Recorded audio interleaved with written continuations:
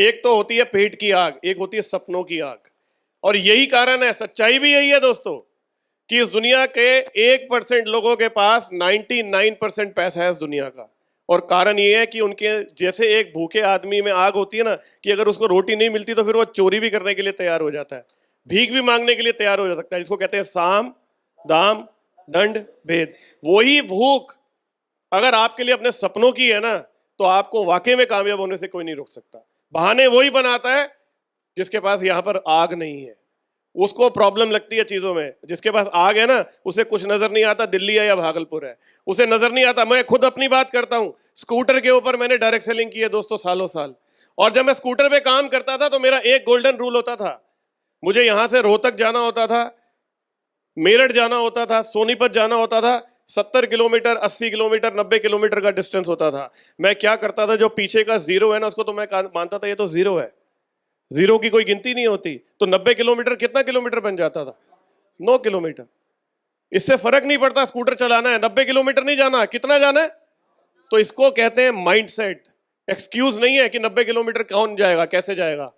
जनार्दन की तो क्वालिटी बताता हूं। मुझे याद है सबसे पहली गाड़ी टाटा स्टेट आई थी। सबौर कृषि कॉलेज देखा आप में से किसी ने वहां पर, है ना? कुछ लोग गए हैं। तो बीपीएस होता था उस समय वहां पर। तो संजीव सर थे और मैं, हम दो लोग थे। और जनार्दन की गाड़ी, उस गाड़ी के अंदर जनार्दन नहीं बैठा हुआ, बाकी सब बैठे हुए हैं और वो पैदल चल रहा है। और कहता सर अपलाइन और डाउनलाइन को बिठाने के लिए तो लिए गाड़ी, मैंने खुद बैठने के लिए थोड़ी ली है। मैं इसको कह रहा हूं तू बैठ जा, कह रहा नहीं सर डाउनलाइन बैठेगी और अपलाइन बैठेगी। ये है जनार्दन प्रसाद गुप्ता।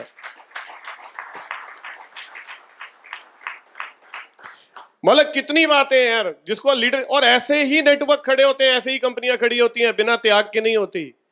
अगर आपको लाइफ में सक्सेस चाहिए तो पहले देना पड़ेगा। बहुत इजी है, समझ लो। आप गूगल की बात कर लो, गूगल आपसे पैसे लेता है या आपको फ्री में कुछ देता है?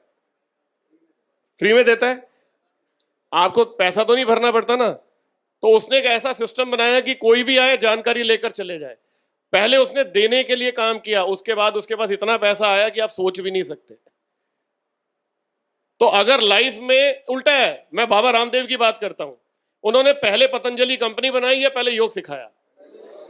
आप सोचो अगर वो पहले पतंजलि बनाते और फिर योग सिखाते तो वो कामयाब नहीं होते। उन्होंने पहले दिया। जो भी पहले देता है फिर उसको मिलता है। जब आप लोगों ने दिया था, जो जनार्दन कह रहा है, तो उसके बाद आया भी इतना कि आपने सोचा भी नहीं होगा। 20-20 लाख रुपए का चेक कमा के यहां लोग बैठे हैं महीने का, ऐसा है या नहीं?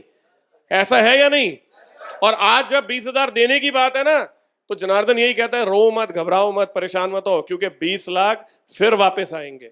लेकिन देने की हिम्मत रखो, क्योंकि पहले देना पड़ेगा। जो बीज पहले बोए थे वो काटे। सवाल है आज क्या बो रहे हो? बुआई तो करनी पड़ेगी ना। जो बोओगे वही तो काटोगे। यस और नो? राइट। तो इसलिए मैं अपनी नेक्स्ट बात पे आता हूं। No excuse. जिसके पास बहाने ना हो बल्कि क्या हो? जवाब हो।